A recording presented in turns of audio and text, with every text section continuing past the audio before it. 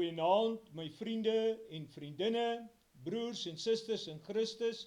Ek groet jou in daardie soete, wonderlike, beminde naam van ons Here Jesus Christus.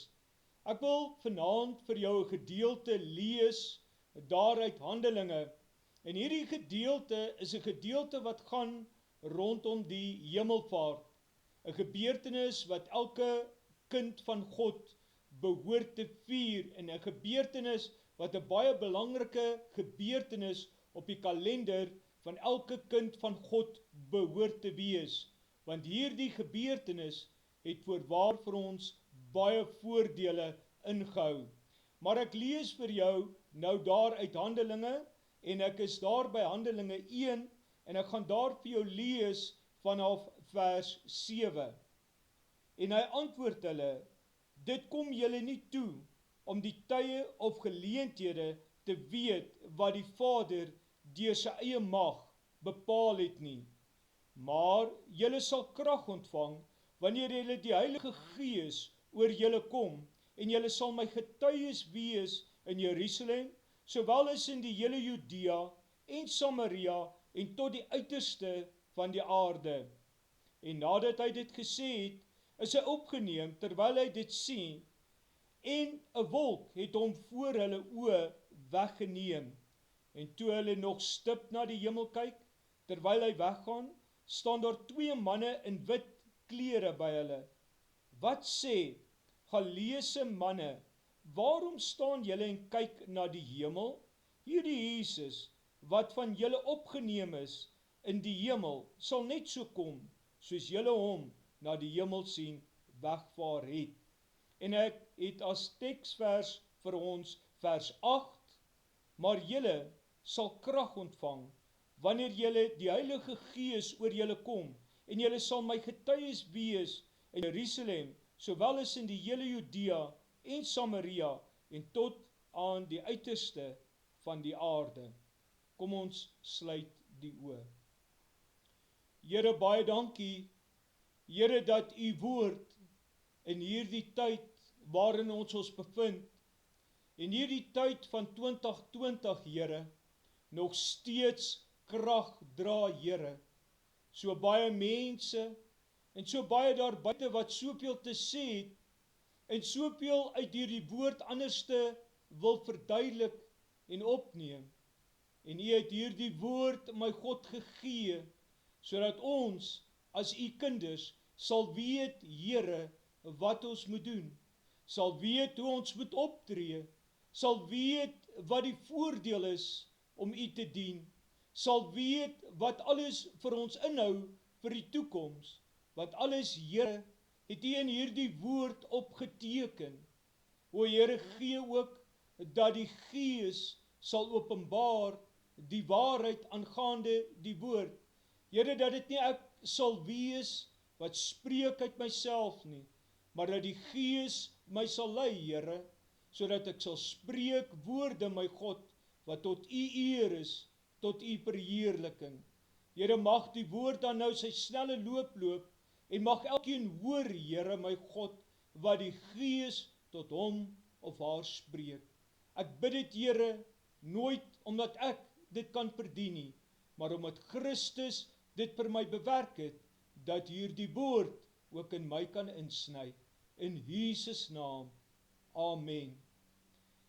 Ek wil graag jou aandag vestig op vers 8 van Handelinge 1, maar julle sal krag ontvang wanneer die Heilige Gees oor julle kom, en julle sal my getuies wees in Jerusalem, sowel as in die hele Judea en Samaria en tot aan die uiterste van die aarde. Nou, ek wil graag begin deur vir jou te sê dat die hemelvaart opgeteken is op verskillende maniere. Daar verskillende bewoordinge is hoe die hemelvaart opgeteken is. En voordat ons na dit gaan kyk, wil ek ook jou vertel van die synoptiese vraagstuk. Nou, ek gaan nie in 'n diepte daaroor gaan nie, ek gaan ook nie 'n eksegetiese ontleding probeer aan jou verduidelik nie. Ek wil maar net graag vir jou dit noem, dat daar is 'n synoptiese vraagstuk.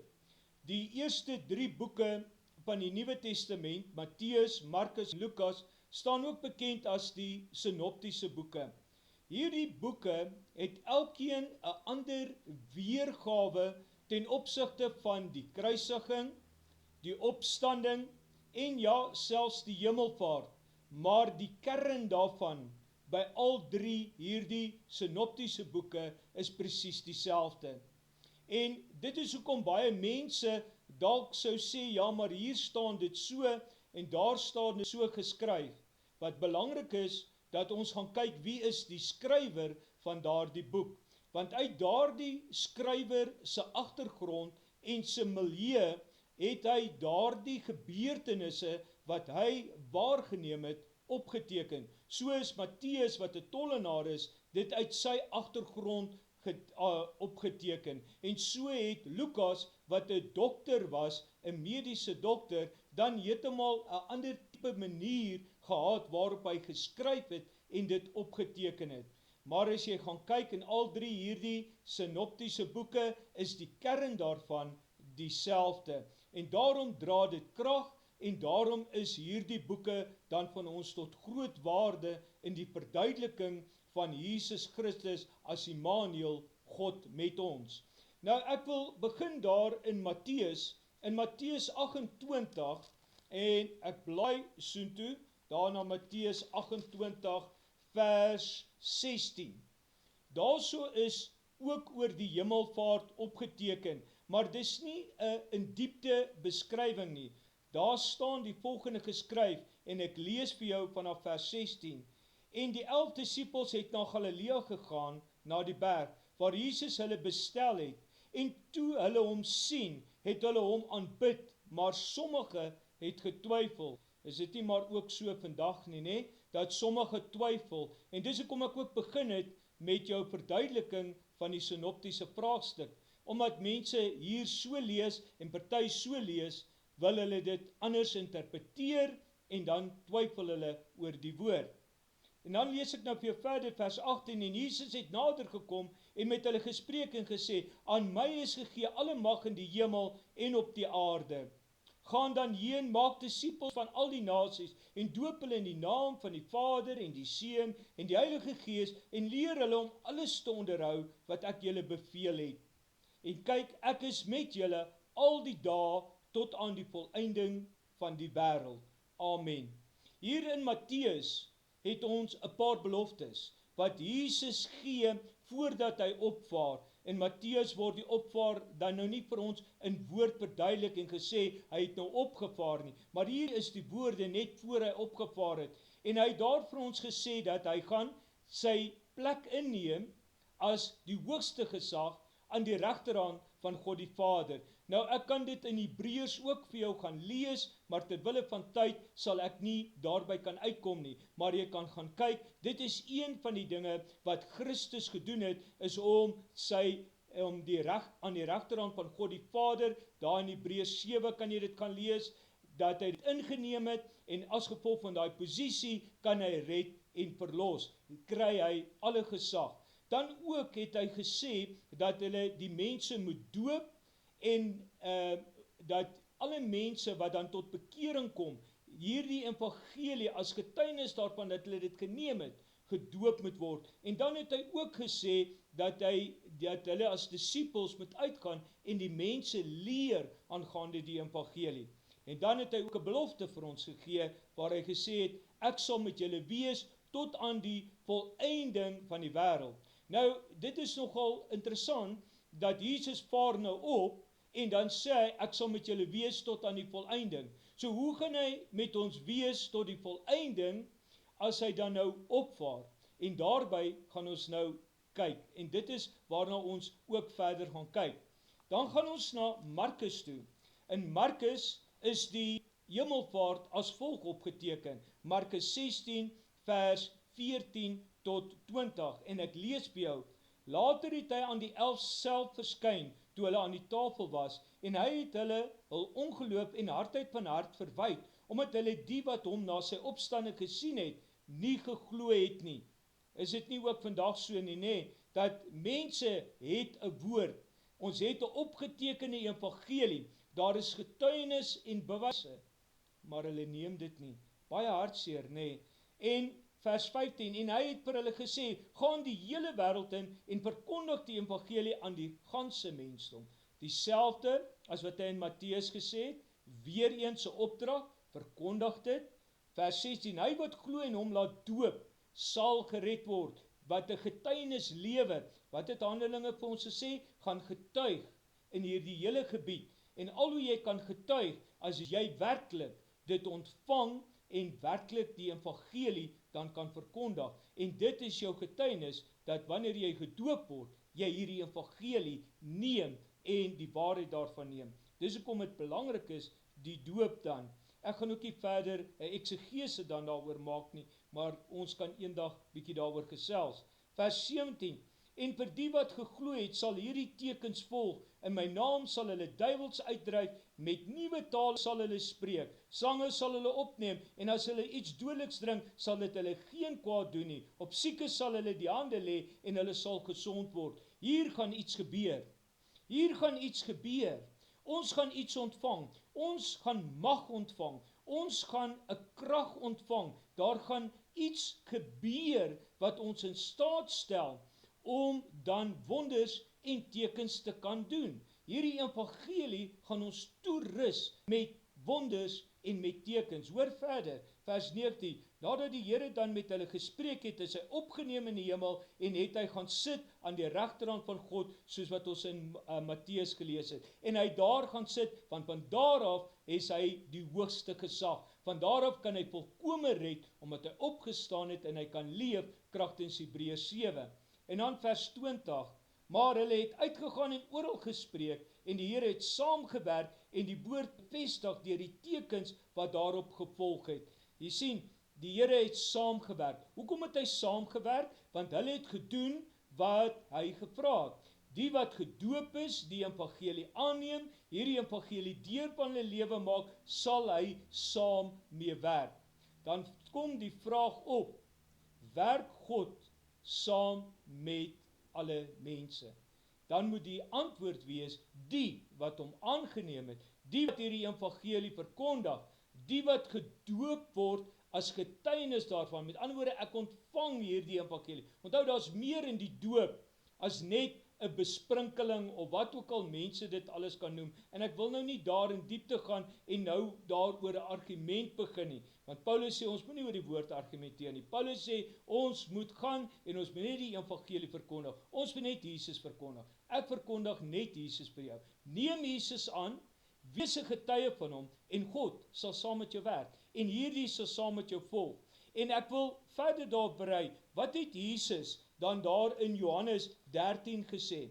In Johannes 13 het Jesus die disippels geonderrig en vir hulle gesê, wat gaan gebeur as hy opvaar? Wat gaan gebeur? Wat gaan vir hulle agtergelaat word? En ons het nou gesien, daar kom krag. Maar kom ons gaan hoor, wat sê hy? Hy sê daar in in Johannes 13, daarso in vers 31, en toe hulle buite was, sê Jesus, nou is die Seun van die mens verheerlik, en God is in hom verheerlik. As God in hom verheerlik is, sal God hom ook in homself verheerlik, en hy sal hom dadelik verheerlik. My kinders, nog 'n klein tydjie is ek by julle, dan sal julle my soek, en soos ek vir die Jode gesê het, waar ek heen gaan, kan julle nie kom nie. So het ek ook vir julle 'n nuwe gebod gegee, en julle, dat julle mekaar moet lief hê, soos ek julle lief gehad het, moet julle ook mekaar lief hê. Hierdan sal almal weet, dat julle my disippels is, as julle liefde onder mekaar het.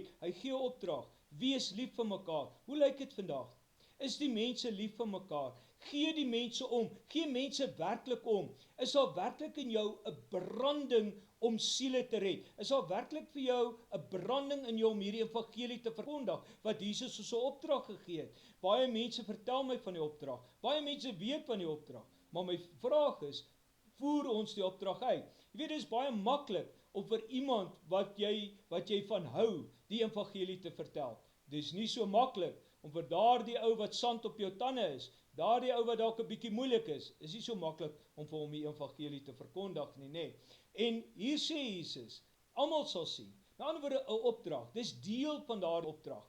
Ons moet daardie opdrag uitvoer. As ons die opdrag uitvoer, is daar pluspunte. Wat sê Jesus vir ons in Johannes 14 vers 12? Voorwaar ek sê vir julle, wie in my glo, die werke wat ek doen, sal hy ook doen, en hy sal groter werke doen as dit, omdat ek na my Vader gaan. En wat julle ook al in my naam mag vra, dit sal ek doen, sodat die Vader en die Seun verheerlik kan word. As julle iets in my naam vra, sal ek dit doen. Hy sê nie miskien nie, ek sal dit doen. Die vraag is, gebeur dit vandag? Gebeur dit vandag wat hier staan? Gebeur die groter werke? My vriend, sien jy, daar waar jy bedien, en daar waar jy heen gaan, en daar waar jy heen gaan, sien jy hierdie groter werke? Sien jy dit gebeur? Vra jy alles vra jy en wat jy vra is so en jy ontvang dit. Dan kom die vraag, as dit nie so is nie, waar is die fout? Waar lê die probleem? Hoekom gebeur dit nie? As Jesus dan gesê het, hy het saam met hulle gewerk, na hy opgevaar het, hy het gesê in Handelinge, gaan wag dat julle met krag aangedoen word, en wanneer julle met hierdie krag aangedoen word, dan sal daar groot wonders en tekens doen, en sal julle groter werke doen. Hoekom gebeur dit nie? Die rede waarom dit nie gebeur nie, my vriend en vriendin, is omdat almal nie die evangelie aanneem nie. Dit is omdat ons in hierdie wêreld so verstik geraak het. Gaan kyk maar, mense vier nie eers meer Hemelvaart nie. Gaan kyk wanneer ons Paasfees het. Wat gebeur? Mense gaan met verlof, gaan weg, en daarby sê ek nie, is verkeerd om met verlof te gaan nie. Al wat ek sê is, hulle eerste prioriteit is nie dit wat Christus gedoen het nie. Die eerste prioriteit is nie om te weet, wat het Christus vir my aan die kruis bewerk, wat het daarna gebeur, en wat het gebeur na hy opgevaar het, en watter krag het hy vir my en jou gegee nie. Ons vier dit nie meer nie, ons verstaan dit nie meer nie, en ons bid dit nie meer deur nie. As ons gaan kyk, wat word vir ons daar gesê in Johannes 16? In Johannes 16 sê Jesus die volgende, ek weet eers vir jou Johannes 14, Johannes 14 vers 26, maar die Trooster, die Heilige Gees, wat die Vader in my naam sal stuur, hy sal julle alles leer, en sal julle herinner aan alles wat ek vir julle gesê het. En hier is die doop ook baie belangrik, want wanneer ek waarlik Christus aanneem, wanneer ek waarlik verstaan wat Christus vir my aan die kruis gedoen het, en ek waarlik verstaan wat Christus vir my bewerk het met die opvaar, en wat dit beteken dat hy aan die regterhand van God die Vader sit, en dat hy vir my 'n hoëpriester is, wanneer ek dit verstaan, dan sal die groter werke volg. En dan sal die Heilige Gees my herinner en my wys wat ek moet doen. Want jy sien, my broer en suster, nie almal wat sê, so spreek die Here, hoor dit van die Here nie. En dit is nie vandag, sê ek, omdat ek mense wil oordeel nie, maar nie almal nie. Want my vriend en vriendin, jy kan nie buite hierdie woord beweeg nie. Jy kan nie buite dit wat God hier in hierdie woord vir ons gegee het, Christus wat aan die begin by God was, Johannes 1, en die woord was by God. Ons kan nie 'n ander evangelie nie. Paulus sê, vervloek is hy wat 'n ander evangelie verkondig. Ons kan nie 'n ander evangelie verkondig nie. Daar kan net een evangelie wees, en dit is die kruisiging, die opstanding wat God vir ons bewerk het. Halleluja, wat 'n wonderwerk. En daardie selfde opstandingskrag is ook aan my en jou gegee, sodat ek en jy deur die dooie toestand kan opstaan, en dat ons die Heilige Gees kan ontvang, en dat ons toegerus word en hierdie groter werke kan doen. Hierdie groter werke, my vriend en vriendin, is meer nodig as wat ek en jy dink. Ons het in hierdie tyd dit nodig. Gaan kyk hoe lyk dit om ons. Mense hardloop rond verwar oor COVID-19. Hulle hardloop rond om 'n coronavirus. Hulle hardloop rond om wat mense sê, afleidings wat mense maak.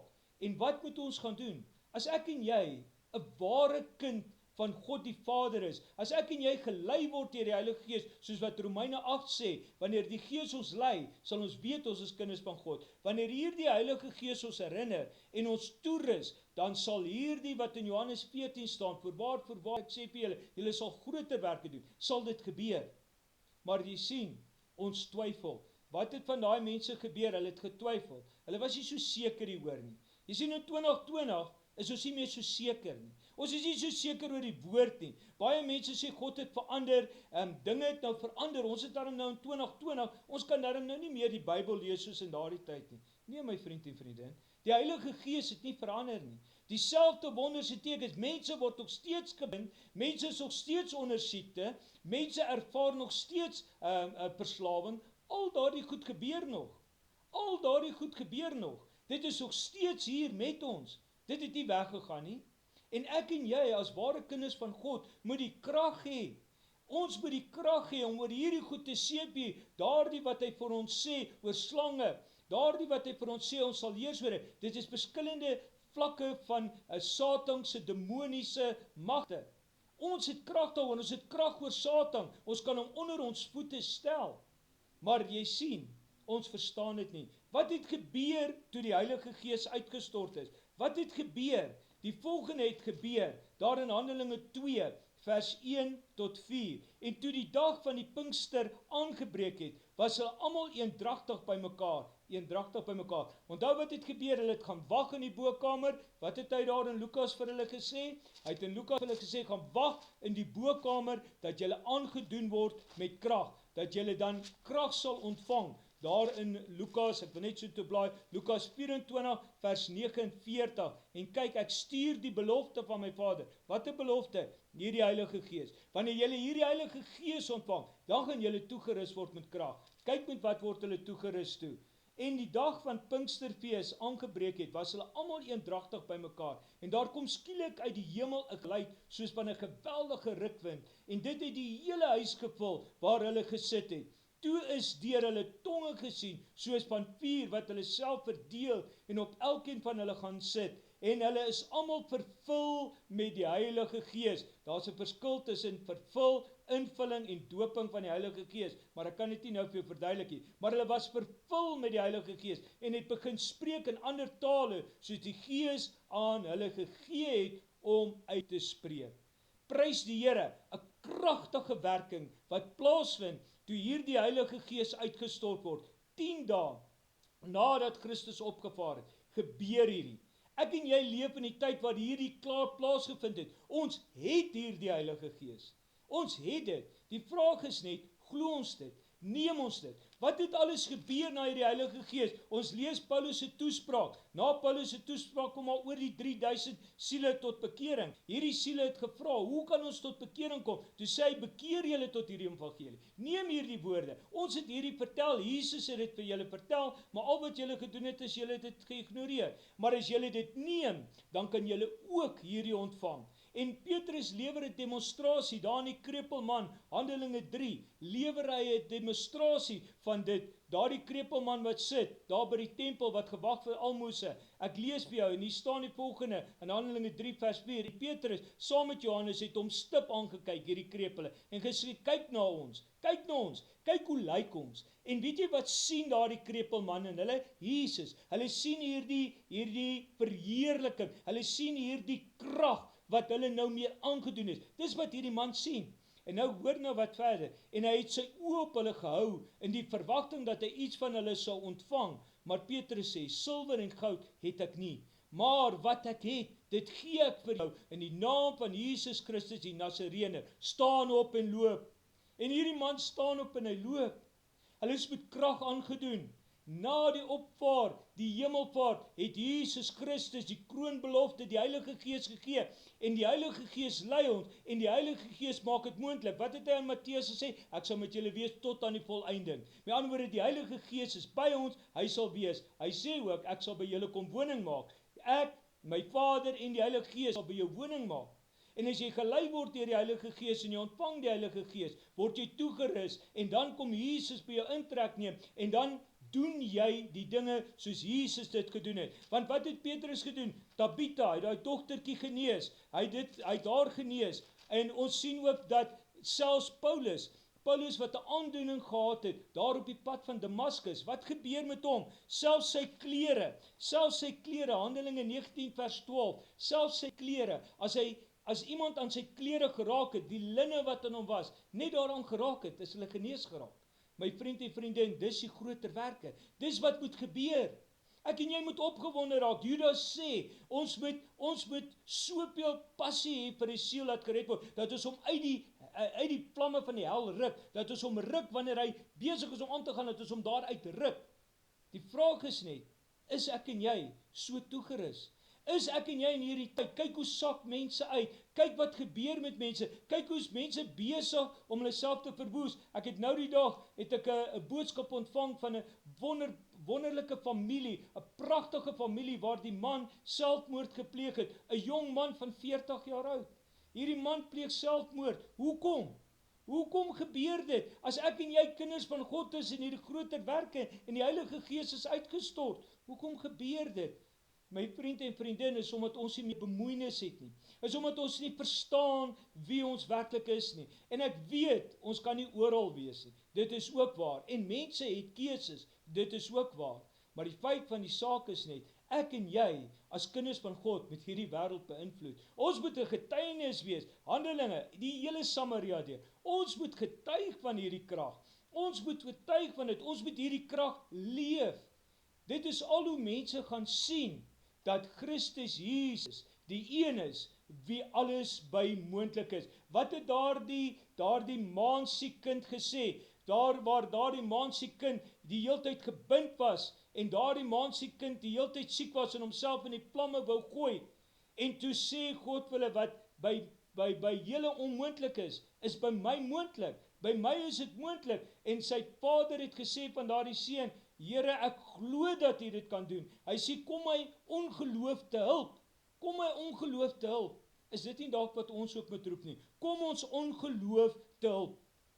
Kom ons ongeloof te hulp. Wat het Jesus altyd gedoen? Altyd deur, voor 'n wonderwerk gebeur het, voor hy die dag uitgegaan het en die evangelie verkondig. Hy het gebid.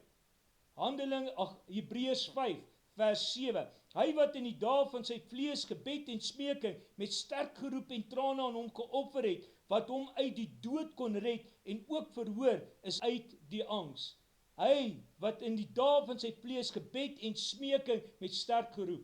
Nou sê mense, ja, God weet wat ek wil hê. Ja, hy weet wat jy wil hê. Maar hy wil hê, jy moet met hom 'n gesprek hê, 'n verhouding, jy moet met hom bid. Ons moet bid vir die groter werke. Ons moet bid dat die Heilige Gees ons toerus, dat ek en jy in hierdie wêreld kan ingaan, hierdie gebroke wêreld, hierdie wêreld wat stikkend is, hierdie wêreld wat onder verslawing is, hierdie wêreld wat se sinne verblind is, want mense se sinne is verblind. Die snaakste dinge wat mense sê, waarmee mense uitkom, en daardie is alles as gevolg van die feit dat hulle sinne verblind is. Paulus gee vir Timoteus baie goeie raad, en ek wil hiermee afsluit. Hy gee vir Timoteus baie goeie raad. Timoteus het daar waar hy hom bevind het hy probleme met daardie gemeente ook gehad, en sekere sieninge, sekere maniere wat hulle opgetree het. En hy sê vir hom die volgende, hy sê, en ek wil lees daar van 2 Timoteus 3, lees ek daar van vers 14. Kom ons lees van vers 13. Maar goddelose mense en bedrieërs sal voortgaan van kwaad tot erger, hulle wat verlei en verlei word. Dis hartseer, né? Want kyk hoe lyk dit om ons. Mense word erger. Mense sleep in hierdie verslawing erger in. Hulle word in dit ingetrek. En nou sê hy die volgende wat belangrik is. Maar bly jy in wat jy geleer het. Onthou, Timoteus is die tweede geslag. Hy het nie Jesus gesien nie. Hy het gehoor by sy moeder en by sy ouma, het hy gehoor van Christus. Hy het geleer van Christus. Hy het nie gesien nie. Onthou wat het Jesus by Thomas gesê? Geseënd is hulle wat nie my gesien het nie, maar die evangelie neem. Ek en jy het nie Christus so gesien soos daar nie, maar ons het gehoor en ons het geskrifte wat opgeteken is. En wat sê hy nou vir hom? Maar bly jy in wat jy geleer het en waarvan jy verseker is, omdat jy weet van wie jy dit geleer het. Dis hoekom hou by die woord. Bly by dit wat die Heilige Gees, bly in hierdie woord, jy kan nie aan die evangelie verkondig as hierdie nie. En dat jy van kleins af al die Heilige Skrifte ken, wat jou wys kan maak tot saligheid. Dis wat jou wys maak tot saligheid. Kennis van hierdie skrif, kennis van die Heilige Gees, kennis van Jesus Christus, kennis van God die Vader. En dit ontvang jy uit hierdie woord, want hierdie woord is my en jou toe. En dan sê hy, die hele skrif is deur God ingegee en is nuttig tot lering, tot weerlegging, tot teregwysing, tot onderwysing in die geregtigheid, sodat die mens van God volkome kan wees, vir elke goeie werk volkome kan wees, volkome en vir elke goeie werk toegerus, volkome toegerus kan word. Hierdie groter werke wat hy in Johannes van praat, ek en jy kan net toegerus word daarvoor, as ek en jy bly in die woord, as ons bly vashou, as ons toegerus word deur die Heilige Gees, as die Heilige Gees in ons intrek en woning neem, en ons leer aangaande Jesus, dan sal hierdie groter werke moontlik wees. En daarom, my vriend en vriendin, kan nie elke ou wat uitroep nie, Matteus 7:21 sê, nie elkeen wat vir my sê, Here, Here, sal ingaan nie. Party van hulle sal hande opgelê het, gesê het, maar ek het in die naam gespreek, ek het selfs wonders in die naam gedoen. En dan gaan die Here vir ons sê, gaan weg van my af, ek ken jou nie. En dit moet verskriklik wees. Jy sien, want jy moet 'n verhouding hê, jy moet verstaan, hierdie groter werke, een van hulle is 'n siel tot bekering bring. Watter ander groter wonderwerk is daar nie, om te sien hoe 'n mens wat platgeslaan is, om te sien hoe 'n mens wat in die modder lê, om te sien hoe 'n mens wat verboes is, opstaan, nuwe lewe kry, en daarin hom opgewek word 'n nuwe gees, 'n nuwe siel. Hy word 'n nuwe mens. Paulus sê, hy word 'n nuwe mens, 'n new creation. Wat 'n groter wonderwerk is daar nie. Moet dit nie my en jou passie wees nie. Moet dit nie wees wat ek en jy moet doen nie. Jesus het vir ons dit bewerk. Hy het die trooster gebid, en toe hy opgevaar het, het hy ons nie wees gelaat nie. Hy het ons met hierdie trooster gelaat, en dit stel ons in staat om die groter werke te kan doen. 'n Voordeel, 'n ongelooflike voordeel. Die vraag is, neem jy dit? Glo jy dit? Is dit ook vir jou? Wil jy dit ook hê? My vriend en vriendin, dit is beskikbaar. Wat het Jesus gedoen? Smeking en gebed. 'n Gebed en smeking by die voete van Jesus, sodat hy kan oopsluit plaasvind, verligte sinne kan plaasvind, sodat jy kan verstaan wat Jesus vir jou bewerk het, en dan daarmee uitgaan en getuienis bring aan almal in die wêreld. Ek wil hê, jy moet weet, dat Jesus het jou lief. Jesus het jou lief. Hy sal nie al hierdie bewerk het, en al hierdie gedoen het, as hy jou nie lief het nie. Hy het dit vir jou gedoen, my vriend en vriendin, en jy moet dit net neem. Kom ons sluit die oë. Here, baie, baie dankie, my Vader, vir dit wat U vir ons bewerk het. Dankie, Here, dat Jesus vir ons aan die kruis gesterf het. Dankie, Here, dat U hom opgewek het, dat die Gees hom opgewek het, lewe. En Here, nog soveel meer, Here, dat ons ook daardie Gees kan ontvang, dat ons ook kan opstaan uit hierdie dooie toestand. O Here, dat ons getuienis kan wees. Here, ek wil bid dat die trooster, die Heilige Gees, elkeen wat na hierdie woord kyk en dit hoor, sal bedien, sodat hulle weet, Here, hulle ook in staat kan wees tot groter werke. Dat hulle ook van U kan vra en ontvang, Here, en dat U ook in hulle, my God, kan werk, dat die wêreld kan sien in hulle 'n getuienis van 'n lewende God. Dankie, Here, vir al die voordele wat U ons gegee het. Dankie, Here, vir die ewige lewe wat U ons bewerk het, 'n ewigheid saam met U, my Vader, wat U vir ons bewerk het. O Here, ek bid dat die Gees ons sal lei, sal bly toerus, sodat ons sal weet, Here, al hierdie voordele, en dat ons sal verstaan wat dit is om 'n kind van 'n lewende God te wees. Here, ek vra dat U vandag, Here, en elkeen wat alleen voel, elkeen wat nodig het, Here, dat daar in hulle, my God, 'n werking moet plaasvind, daar in hulle binneste waar 'n verlange is, Here, dat U dit sal vul, want net U kan dit doen, my God. Geen mens kan dit doen nie, maar die trooster kan ingaan, soos 'n wind, Here, deur hulle waai, in hulle inwaai, en die woord, my God, in die siel laat insny. Ek bid dit, Here, omdat ek weet, U is 'n almagtige God, en Jesus Christus het dit vir ons bewerk. Ek bid dit in daardie naam, daardie soete naam van ons Here Jesus Christus. Amen. Mag jy 'n wonderlike dag hê, en mag jy weet, daar is vir my en jou in Christus ongelooflik baie voordele. 'n wonderlike dag vir jou verder. in Jesus Christus. Amen.